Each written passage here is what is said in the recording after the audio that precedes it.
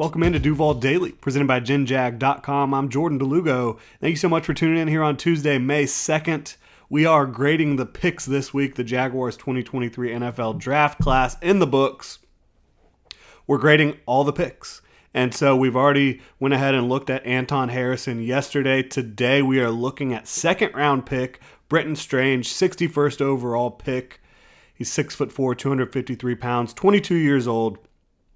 And look, the Jaguars, they did trade down from 56 to 61 for this pick. But as I said yesterday, we're not grading the trade downs in these prospect grading videos. We're going to talk about those separately, and we have been talking about those separately. For now, this is just focused on where the Jaguars landed specific prospects in this class. And so for now, again, we're talking about Brenton Strange at 61 overall. Again, 6'4", 253 pounds, hell of a blocker in line, as a lead blocker, as more of like an H-back, and from the slot as well. He blocks his ass off, and Penn State used him as a blocker, a space blocker, a move blocker, an inline blocker, a ton. And usually it ended up with Brenton Strange putting somebody on their ass or driving somebody back off the football in a big way. So you love what he brings as a blocker, not only like inline, but from a versatile standpoint. As a blocker, Brenton Strange can do it all. Again, really good in space, really good in line, really good in the slot. It's really fun to watch Brenton Strange go out there, especially on those games when Penn State just said, we're going to use you as a blocker over and over and over again, and seeing him put people, again, like I said, on their ass. He's really fast as a receiver off the line of scrimmage. Like, he explodes off the line of scrimmage, puts pressure on backers and safeties really quickly. He has snappy routes for a tight end. Can get in and out of his breaks really well, a lot better than most tight ends you'll see for sure.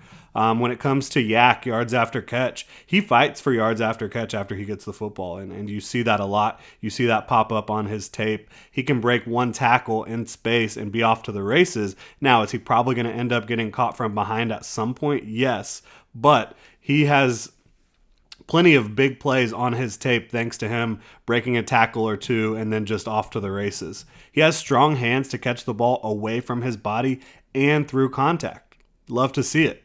And he does work his ass off on and off the field. Maximum effort player. The type of guy you want in your locker room. And I think that was a common thread throughout this draft. You've got guys that were high football character type of prospects. And as T-Wig pointed out yesterday on his show, the Jaguars got a lot tougher. Anton Harrison is a tough, violent football player in the first round. Brenton Strange, same exact demeanor on the field. He wants to embrace the physical parts of the game. He wants to block you. He wants to put you in the dirt. You add in the fact that he's a 91st percentile athlete at the position. You see the explosiveness in testing and on the field. Really good explosive testing numbers in the vert and the broad. The strength that shows up on the bench also shows up on the field. 23 bench press reps. 4.740, again, at the tight end position is good, not great. You do see him getting caught from behind when he gets off on these long explosive runs. But the fact that he gets off on long explosive runs after breaking tackles and speeding forward, I think that's really impressive. Again, not a top speed guy, but the 1.58 second 10-yard split, that matches up with the speed off the line. That is really good stuff. You love to see the pressure he can put on opposing defenders with his speed off the line of scrimmage. So why didn't anyone really have a higher grade on him? Why wasn't he unanimously viewed as a second rounder in this class? Well, for one, it was a loaded tight end class. I mean, absolutely loaded. You had guys that had first round talent, second round talent, third round talent, all throughout. Like, this class was unbelievable at tight end.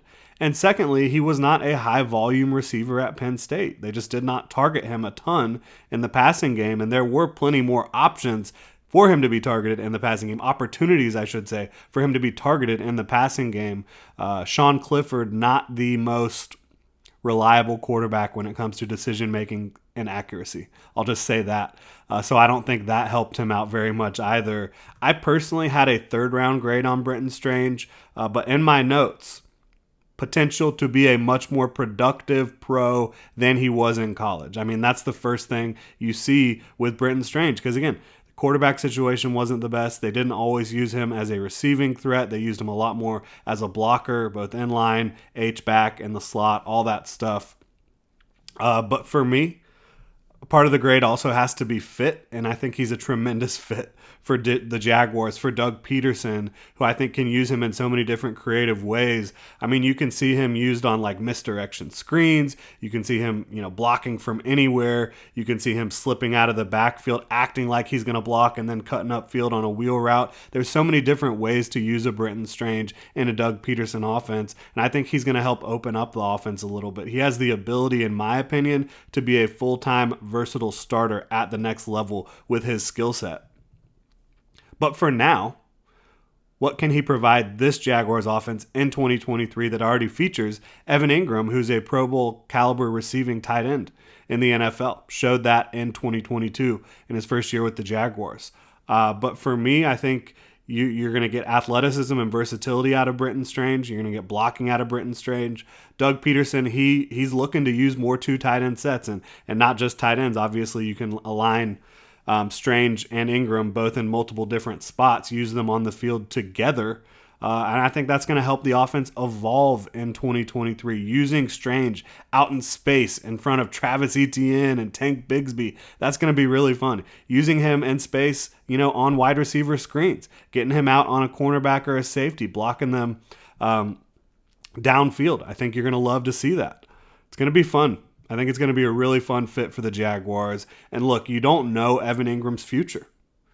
Right now, he has the franchise tag placed on him, hasn't signed it yet. The Jaguars, they're still working out a long-term deal for Evan Ingram.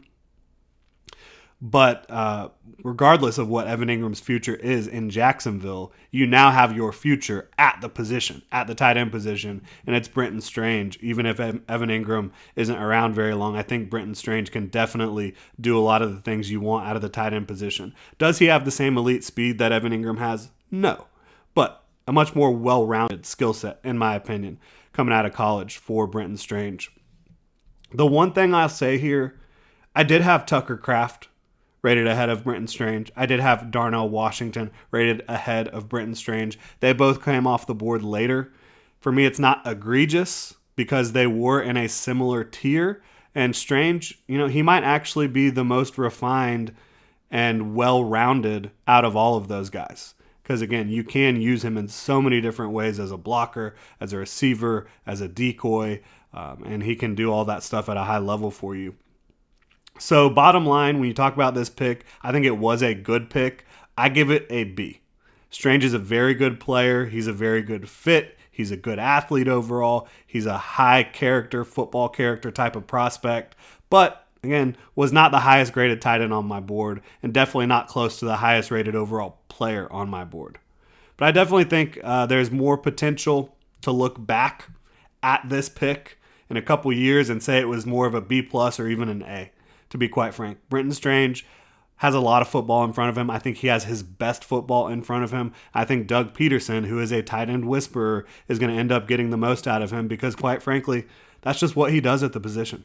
Love to know what you guys think about this pick. Brenton Strange at 61 overall out of Penn State to the Jacksonville Jaguars.